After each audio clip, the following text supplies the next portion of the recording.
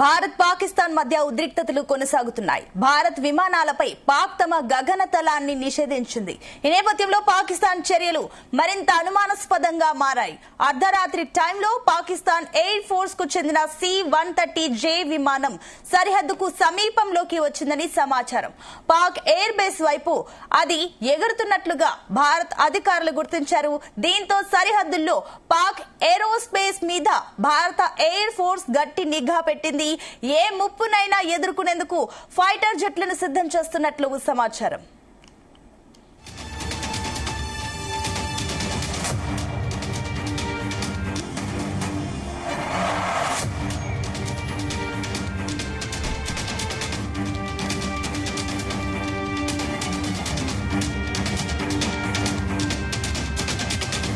ఇక భారత్ సరిహద్దుకు సమీపంలో పాకిస్తాన్ వచ్చినట్లు తెలుస్తుంది. ఎయిర్ బేస్ కి చేరువుగా C-130J విమానంగా గుర్తించారు. దీనికి సంబంధించి కూడా మరిన్ని డీటెయిల్స్ మా చీఫ్ న్యూస్ కోఆర్డినేటర్ రాధాకృష్ణ అందిస్తారు. Yes Radhakrishna, over to you.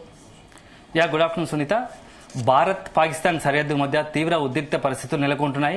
ఎప్పుడైతే పహల్గాం ఘటన తర్వాత చూసుకుంటే రెండు దేశ సరిహద్దుల మధ్య తీవ్ర ఉద్రిక్త పరిస్థితులు నెలకొన్నాయి. ముఖ్యంగా ఎప్పుడైతే పహల్గాంలో హిందువులను టార్గెట్ చేస్తూ హిందూ పర్యాటకులను టార్గెట్ చేస్తూ పాకిస్తాన్ తీవ్రవాదులకు సంబంధించి లష్కరే తోయిబా తీవ్రవాదులు అటాక్ చేసి 28 మంది అమాయకులను బలిగొన్నారో అప్పటి నుంచి కూడా రెండు దేశాల మధ్య తీవ్ర ఉద్రిక్త పరిస్థితులు నెలకొన్నాయి. ఎట్టి పరిస్థితుల్లో పాకిస్తాన్ కు ఈసారి తగిన గుణపాఠం చెప్పాలి, తీవ్రవాదాన్ని నియంత్రించడానికి కఠిన చర్యలు తీసుకోవాల్సిందే అంటూ భారత ప్రభుత్వం సీరియస్ గా చర్చలు జరుపుతా ఉంది. ఒకవైపు అనేక వ్యూహాత్మక అడుగులు వేస్తా ఉంది. ఈ నేపథ్యంలో గత 2 రోజులుగా చూసుకుంటే సరిహద్దు దగ్గర పాకిస్తాన్ వరుస కవ్వింపు చర్యలకు పాల్పడతా ఉంది. ఒకవైపు తీవ్రవాదంతో ఇండియాపై అటాక్ చేసిందే కాకుండా మరోసారి యుద్ధానికి కవ్వించేలా కొన్ని చర్యలకు పాల్పడతా ఉంది. ఇటీవల కాలంలో ఈ రోజు ఉదయం సుమారు మార్నింగ్ 2:32 సమయం ప్రాంతంలో ఎర్లీ మార్నింగ్ పాకిస్తాన్ సరిహద్దులో భారత భూభాగం వైపు పాకిస్తాన్ సంబంధించిన ఆర్మీ బలగాలు ఒక్కసారిగా కాల్పులు జరిపాయి. ఉదయం తేరుకొని భారత భద్రతా బలగాలు వెంటనే దానికి స్ట్రాంగ్ వార్నింగ్ ఇచ్చారు. కౌంటర్ అటాక్ స్టార్ట్ చేసింది. సో ఈ నేపథ్యంలో పాకిస్తాన్ చేసినటువంటి దుందుడుకు చర్యకు కాల్పులకు సరిగైన ధీటైన సమాధానం చెప్పింది. ఈ యొక్క కాల్పుల్లో ఎక్కడ కూడా ఎవరికి భారత్కు సంబంధించిన సైనికులకు ఎలాంటి గాయాలు కాలేదు, ఎలాంటి ప్రాణ నష్టం జరగలేదు. అయితే ఇది వైపు జరుగుతుండగానే మరోవైపు గగనతలంలో కూడా ఇటు భూభాగం వైపు కాల్పులు జరుపుతూనే మరోవైపు గగనతలం వైపు కూడా పాకిస్తాన్ కవ్వింపు చర్యలుగా పాల్పడుతూ ఉంది. ఇప్పటికే భారత వైమానిక దళాలను భారత విమానాలకు సంబంధించి మొత్తంగా కూడా పాక్ ఏరోస్పేస్ క్లోజ్ చేసింది. సో భారత విమానాలకు ఎలాగో ఎంట్రీ లేదు. ఈ నేపథ్యంలో ఈ రోజు ఉదయం రావల్పిండికి సంబంధించినటువంటి ఎయిర్ బేస్ నుంచి C-130J అనే ఒక ఫ్లైట్ అనుమానాస్పద యుద్ధ విమానము భారత్ భూభాగం వైపు కదలికలుగా వచ్చినట్టుగా ఆర్మీకి సంబంధించిన అధికారులు అదేవిధంగా ఆర్మీకి సంబంధించి అధికారులు గుర్తించారు. దీనికి సంబంధించి ఎప్పటికప్పుడు సమాచారాన్ని కేంద్ర హోంశాఖకి ఇస్తున్నారు. అధికార యంత్రాంగం ఎప్పటికప్పుడు సమీక్షిస్తున్నారు. సో ఒకవైపు భూభాగం వైపు నుంచి కాకుండా గగనతలం నుంచి కూడా పాక్ అనేక కుట్రలకు దాడులకు పాల్పడే అవకాశం ఉందని చెప్పేసి ముందస్తుగా గమనించినటువంటి భారత ఆర్మీ కూడా ముందస్తు చర్యలు చేపట్టింది. ఆ ముందస్తుగా అనేక యుద్ధ విమానాలతో సంసిద్ధత వ్యక్తం చేస్తూ ఉంది. ఇప్పటికే ఆర్మీ అధికారులకు కావచ్చు మొత్తం యుద్ధం సంబంధించి ఏదైనా అత్యధిక పరిస్థితి వస్తే యుద్ధం కనుక అనివార్యమైతే ఇలాంటి చర్యలు చేపట్టాలని చెప్పేసి ఇప్పటికే చర్చలు జరుగుతూ ఉన్నాయి. ఈ రోజు ఆర్మీకి సంబంధించి మేజర్ జనరల్ ఉపేంద్ర ద్వివేది కూడా జమ్మూ కాశ్మీర్ చేరుకుంటున్నారు. చేరుకుని అక్కడ పరిస్థితులను సమీక్షించి కేంద్ర ప్రభుత్వానికి ఒక నివేదిక ఇవ్వనున్నట్టున్నారు. ఎట్లాంటి పరిస్థితి వచ్చినా మేము ఎదుర్కోవడానికి సిద్ధంగా ఉన్నాము. ఇప్పటికే సైనిక దళాలు అన్ని కూడా కాశ్మీర్ కి సంబంధించి భద్రత కూడా కట్టుదిట్టం చేశారు. మొత్తంగా ఏ పరిస్థితి ఎప్పుడు ఒకవేళ కేంద్రం నుంచి ఎలాంటి ఆదేశాలు వచ్చినా వెంటనే పాకిస్తాన్ పై దాడికి కావచ్చు, అదేవిధంగా మొత్తం భూభాగం సరిహద్దుల వెంట పకడ్బందీ చర్యలకు సిద్ధంగా ఉన్నట్టుగా ఇప్పటికే ఆర్మీ కూడా స్పష్టం చేసింది. ఈ నేపథ్యంలో పాకిస్తాన్ చర్యలను మాత్రం అటు భారత్ తో పాటు ప్రపంచ దేశాలు కూడా తీవ్రంగా ఖండిస్తున్నాయి. పాకిస్తాన్ అనేక దుందుడుకు చర్యలు చేపడతా ఉంది. ఇప్పటికే తీవ్రవాదుల నెపంతో తీవ్రవాదాన్ని పెంచి పోషించిందే కాకుండా ఈ రోజు ఉదయం జరిగినటువంటి పరిణామాల నేపథ్యం పాకిస్తాన్ పై అనేక విమర్శలు వస్తున్నాయి. కాల్పులకు తెగబడడం కావచ్చు, అదే సమయంలో గగనతలానికి సంబంధించి యుద్ధ విమానాలను పైకి తీసుకురావడం అంటే గగనతలంలో భారత భూభాగంలో కథలపై నిఘా పెట్టడం పైన కూడా చాలా సీరియస్ గా పరిగణిస్తోంది. ఈ నేపథ్యంలో నెక్స్ట్ భారత్ తరఫు నుంచి ఎలాంటి కౌంటర్ అటాక్ ఉందో కూడా ఖచ్చితంగా గమనించాల్సి వస్తుంది. ఎందుకంటే 28 మంది అమాయకులను హిందుత్వం అంటే మతోన్మాదంతో తీవ్రవాదంతో కేవలం కట్టుబొట్టు ఆదాయంగా ఎదురుగానే తన కళ్ళ ఎదుటనే భార్యల ఎదుటనే భర్తలను కాల్చి చంపినటువంటి మతోన్మాద తీవ్రవాదులకు బుద్ధి చెప్పాల్సిన అవసరం ఉందని చెప్పేసి యావత్ భారతం కూడా ఒకవైపు నినదిస్తుంది. అదే సందర్భంలో భారత్ కూడా కోరుకుంటుంది. ఈ నేపథ్యంలో మోడీ అదేవిధంగా కేంద్ర ప్రభుత్వం కూడా ఈ విషయంలో చాలా సీరియస్ గా ఉంది. 2-3 రోజుల నుంచి కూడా ఈ వ్యవహారం పైన వరుసపెట్టి సమావేశాలు నిర్వహిస్తోంది. మొత్తంగా అధికార యంత్రాంగం కావచ్చు, ముఖ్య నేతలు అంటే కీలక నేతలు ప్రధాని నరేంద్ర మోడీతో పాటు హోంశాఖ మంత్రి కేంద్ర హోంమంత్రి అమిత్ షాతో పాటు అజిత్ దోవల్ భద్రతా వ్యవహారాలకు సంబంధించి అజిత్ దోవల్ కూడా కీలక సమావేశాలు నిర్వహిస్తున్నారు. ఎప్పటికప్పుడు జమ్మూ కాశ్మీర్ సంబంధించినటువంటి సమాచారం భారత సరిహద్దులకు సంబంధించి భారత సరిహద్దులో ఉన్నటువంటి సమాచారాన్ని వెంటనే తెప్పించుకునే ప్రయత్నం చేస్తోంది. ఇది ఒకవైపు జరుగుతుండగానే ఇటీవల కాలంలో ఎక్కడైతే తీవ్రవాదులు కాల్పులు జరపడం పైన తీవ్రవాదులను మట్టుబెట్టేందుకు కూడా కొంత చర్యలు చేపడతా ఉంది. ఈ రోజు మొత్తంగా ఉదయం కూడా జరిగినటువంటి కాల్పుల్లో అంటే సైనికులు జరిపినట్టు కాల్పులు 4 తీవ్రవాదులను కూడా హతమార్చారు. మరికొంతమంది తీవ్రవాదుల గురించి కూడా గాలింపు చర్యలు చేస్తున్నారు.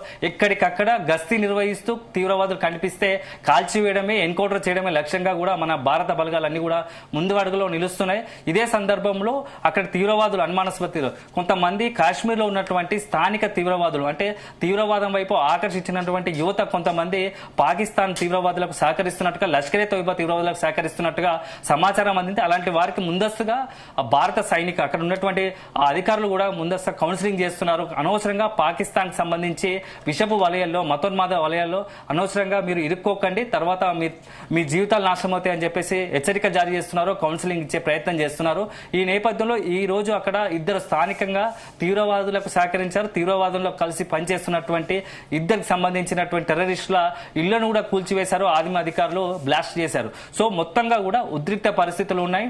గత 2 రోజుల నుంచి పాకిస్తాన్ సరిహద్దులో జమ్మూ కాశ్మీర్లో ఉన్నటువంటి స్థానికేతరులను ఎవరైతే పర్యాటకులు కావచ్చు స్థానికేతరులను కూడా భారత్ మొత్తంగా సురక్షిత ప్రాంతాలకు తరలించడం జరిగింది. అదే సందర్భంలో అక్కడ యుద్ధ వాతావరణం ఏర్పడిన నేపథ్యంలో మరోసారి యుద్ధం కింద వస్తే పాకిస్తాన్ కు ధీటైన జవాబు ఇవ్వడానికి భారత బలగాలు సిద్ధమవుతా ఉన్నాయి. ఇది ఒకవైపు యుద్ధ వాతావరణం సృష్టిస్తూనే మరోవైపు పాకిస్తాన్ సంబంధించి ప్రపంచవ్యాప్తంగా పాకిస్తాన్ ఒంటరి చేసే ప్రయత్నాలు కూడా భారత్ ప్రారంభించింది. ఇప్పటికే పలు దేశాల అధినేతలతో ప్రధాని నరేంద్ర మోడీ స్వయంగా మాట్లాడారు ఫోన్లో.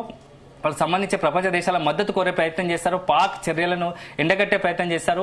గత 2-3 రోజులు జరుగుతున్న పరిణామాలపైన భారత్ కు సంబంధించి మొత్తంగా ఉన్నటువంటి నరేంద్ర మోడీ ఇతర దేశాల అధినేతలకు వివరిస్తూ వస్తున్నారు. పాకిస్తాన్ చర్యలను, దుందుడుకు చర్యలను, తీవ్రవాద చర్యలను అన్నింటినీ కూడా ఇతర దేశ అధినేతలకు వివరిస్తున్నారు. ఈ నేపథ్యంలో వాళ్ళందరూ కూడా భారత్ కు సంఘీభావం తెలుపుతున్నారు. అదేవిధంగా మూకుమ్మడిగా మద్దతు తెలుపుతున్నారు. పాకిస్తాన్ చర్యలను తీవ్రంగా ఖండిస్తున్నారు.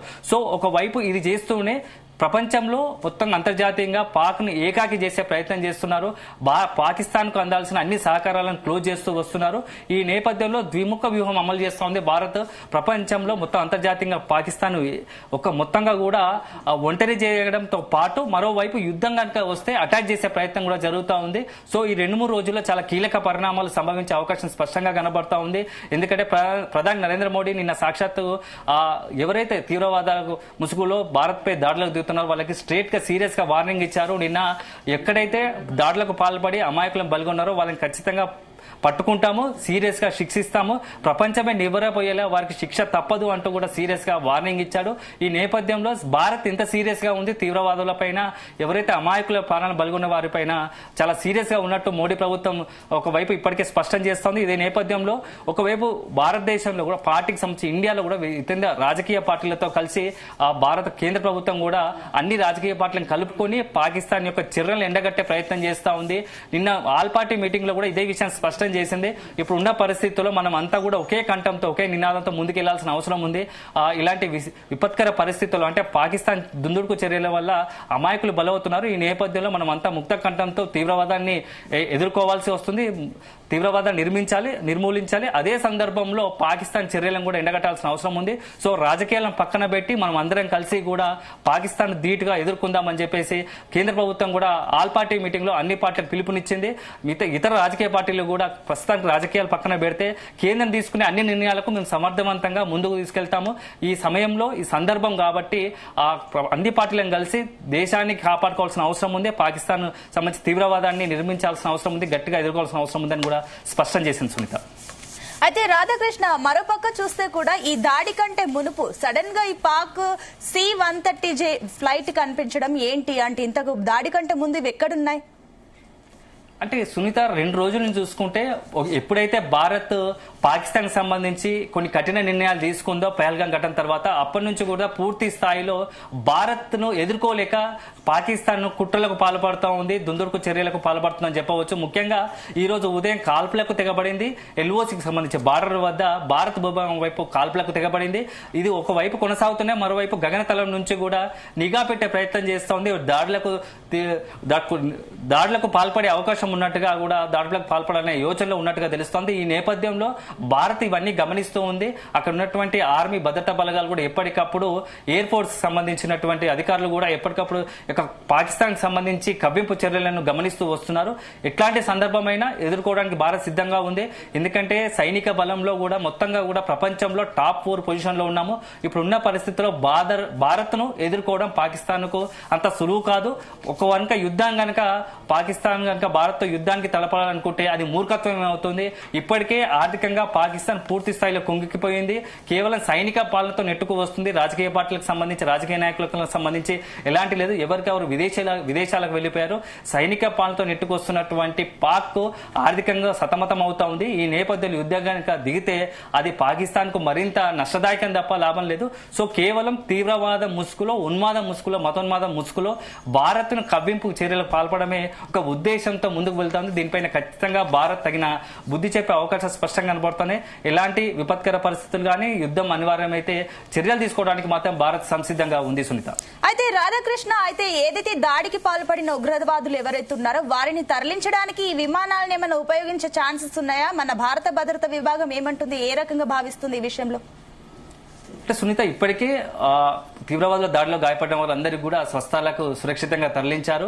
మృతులకు సంబంధించి అదేవిధంగా వాళ్ళ యొక్క మృతదేహాలను కూడా వాళ్ళ స్వస్థలాలకు తరలించారు. పూర్తి స్థాయిలో ఒక ప్రక్రియ ముగిసింది. అయితే ఇప్పుడున్న పరిస్థితుల్లో జమ్మూ కాశ్మీర్ సంబంధించి బార్డర్ వద్ద భద్రతా బలగాలను ఎట్లా చేయాలి?